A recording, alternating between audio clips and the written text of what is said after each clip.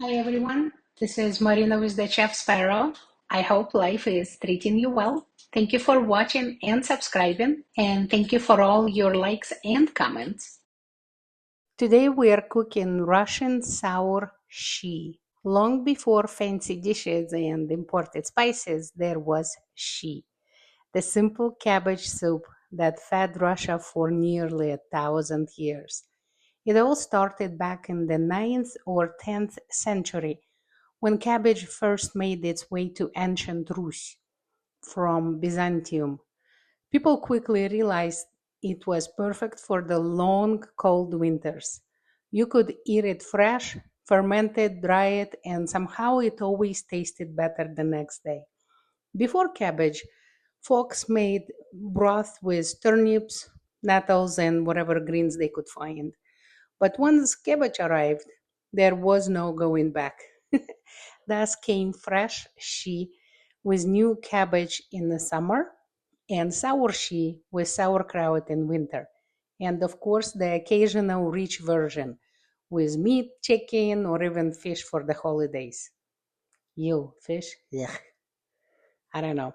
There is only one kind of fish soup that I like, and one of these days I'll cook it and I'll share my recipe with you.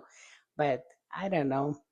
I don't think fish belongs in the Shchi. But who knows? Different strokes for different folks, right? Peasants ate Shchi almost every day, while nobles tried to make it elegant. But in truth, everyone loved it for the same reason. It was warm and filling, the kind of food that didn't pretend to be more than it was. In the old days, she wasn't boiled on a stove, but slowly baked in a clay pot inside a wood fired oven. It would sleep there overnight, soaking in all the flavors: cabbage, sweet onion, a little sourness, a little fat. By morning, it smelled like home. There is a Russian saying, "Shchi and kasha, our daily food." Another one says, "Without Shchi, lunch isn't lunch." And really, it's true.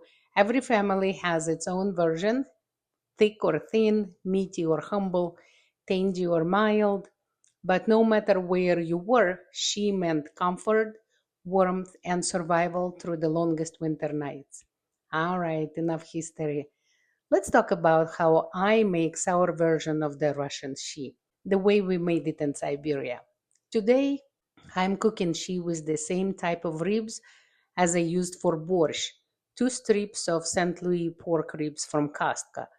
My favorite for the Shchi is pork bones, and for the borshch, I prefer to use beef bones. However, you can use whichever meat bones you like, or you can make it completely meatless.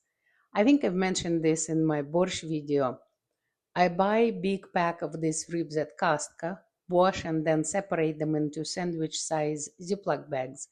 Usually two strips fit into one bag. I then place small bags into 1 gallon freezer Ziploc bag and store them in the freezer.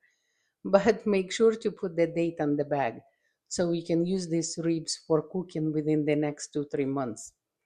To cook most of the soups, I use 8 quarts pot. The very first thing I do is I add water to the bones and put that on the stove to cook for about hour and a half, 2 hours. While bones are cooking with some salt and bay leaf, I prepare all the other ingredients.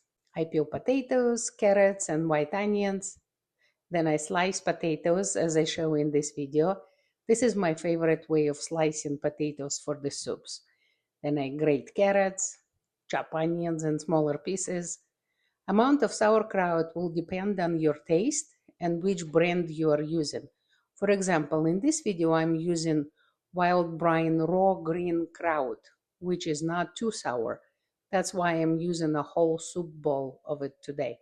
If I was using Steinfeld's home style sauerkraut from a glass jar, I probably would use no more than half of the amount I use today because it tends to be more sour. If sauerkraut is too sour, you can always rinse it with running water before use. My advice: before you decide how much sauerkraut to use for your Shchi, try it first to see how acidic it is. You can always add more if needed. I use salt to taste for bones cooking, but not too much because sauerkraut tends to be high in sodium. I always taste the soup couple minutes after adding the sauerkraut and then add more salt if needed. Okay, that was all side talk. Once meat with bones are ready, add sliced potatoes, carrots, and onions. Let potatoes cook halfway and only then add the sauerkraut. Taste for salt couple minutes after adding the sauerkraut. Add more if needed. Once potatoes are fully cooked, your Shchi is ready. It can be served straight or with sour cream or mayonnaise. Today I'm using mayo because I ran out of sour cream. I like to add ground black pepper to my Shchi. This soup will preserve well for 7 to 10 days in the fridge, or you can freeze some of it for later. Full step-by-step recipe can be found in the description of this video. Don't be afraid to experiment. Let me know in the comments how your Russian sour Shchi turned out. That's it for today's recipe. Thank you for cooking with me. Stay safe and I'll see you next time.